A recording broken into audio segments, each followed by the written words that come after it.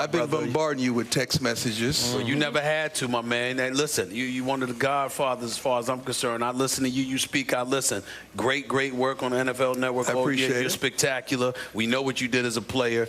Plus, you're my boy, so I'm happy to have you here. This is the best sports show on television. We're honored. It really is. That's sincere. Allow me to say, I had the honor and privilege of covering one primetime team, the 1995 Dallas Cowboys, who did win the whole thing. And even though I don't always agree with this man, and I may disagree in the next few minutes with this man, not only was he the greatest cornerback I ever saw, he was the greatest all-around athlete I ever saw. I appreciate it. Ever saw. Although in the hotel lobby yesterday, I ran into Bo Vincent Jackson, and he is the best ever. And if it had not been for Bo, it wouldn't be no prime. I don't know. I think you were a better football player than he was. Well, That's go my ahead opinion. and testify then. Okay, Cool. I will. And you know what? You were a really good Major League Baseball player for a long time. Thank you very much. You're kind. You got it. Now let's get to the real. Yeah, Deion, thank you so much for being here. We so appreciate it. All right, we've all been talking about one Cam Newton. Yes. Let's get into his comments saying that he's an African-American quarterback, and that may scare a lot of people because they haven't seen anything they can compare me to. What do you make of all this attention on him? That's not good coming from Cam. It's good coming from one of us to make that statement. But when you start telling us what color you are, we know you're black. Forget the African American, you're black. All right, you're a black quarterback. And when he says there's nothing to compare him to, yes and no. Michael Vick was a phenomenon. Randall Cunningham was unbelievable. We have Warren Moon that was off the chain. Donovan McNabb had a great run. I know I'm forgetting some, but Steve McNair, oh my God, I think one of the best AFC Championships games I've ever seen in my life that was played in Oakland. I was there. And I was there. And I said, oh my God. Cam is a different beast. Cam is a new generation type of quarterback. Cam is the Twitter, the Instagram, he's the Facebook, he's that type of guy right now. This is who I am, this is who I'm gonna be. If you don't like it, you deal with it. I dab, I dance, I smile, then on top of that, I'm gonna give a ball to a child just to balance it out. Okay. That's who Cam is. I love everything about him. I think he has tremendously matured over the last couple of years. I saw Cam in an interview maybe 2-3 years ago after a game, and it was like he was talking to his girl. He had his eyes down. They were almost closed. He was just rambling on. And I'm like, man, if you want to know how to do a post-game interview, watch the Mannings.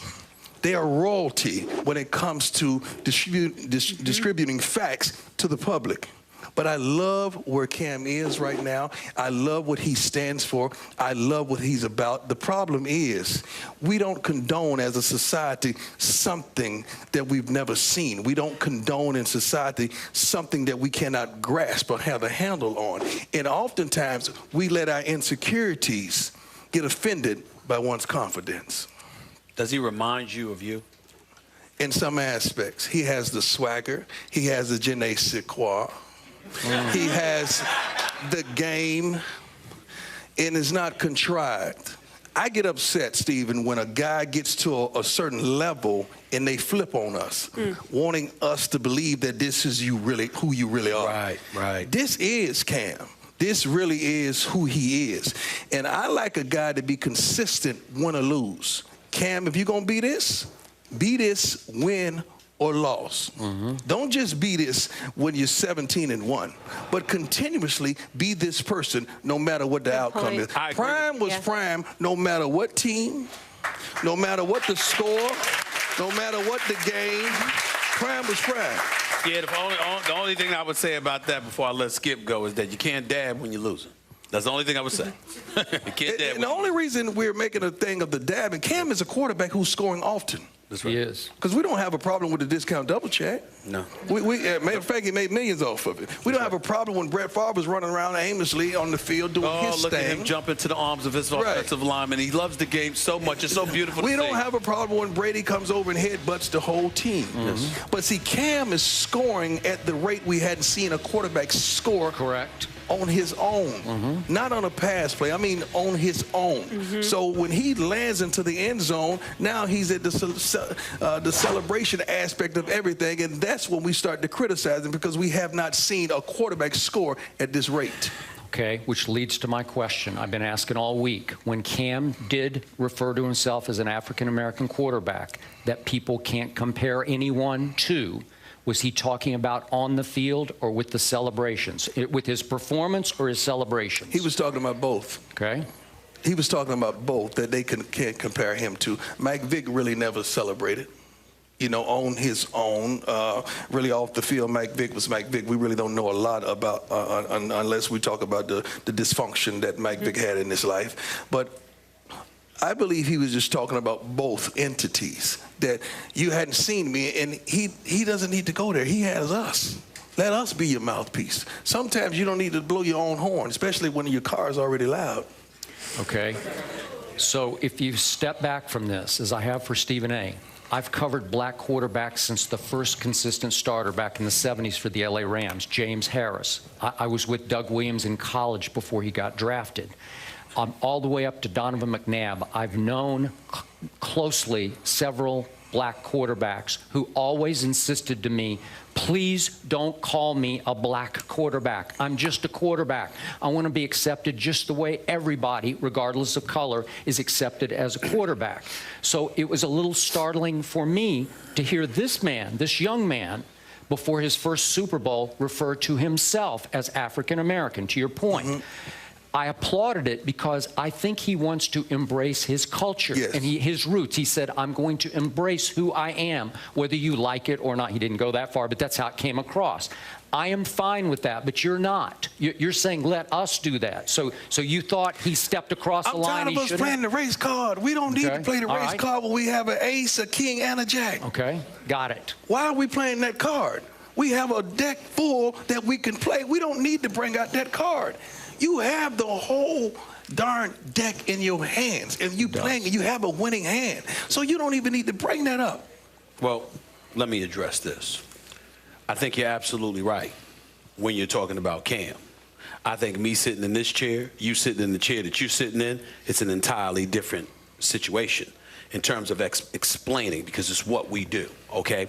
When you look at Cam Newton, and when you alluded to how it's both on and off the field, let's call it what it is. It's first take. We're going to be real. Let's get it on. Here's the deal.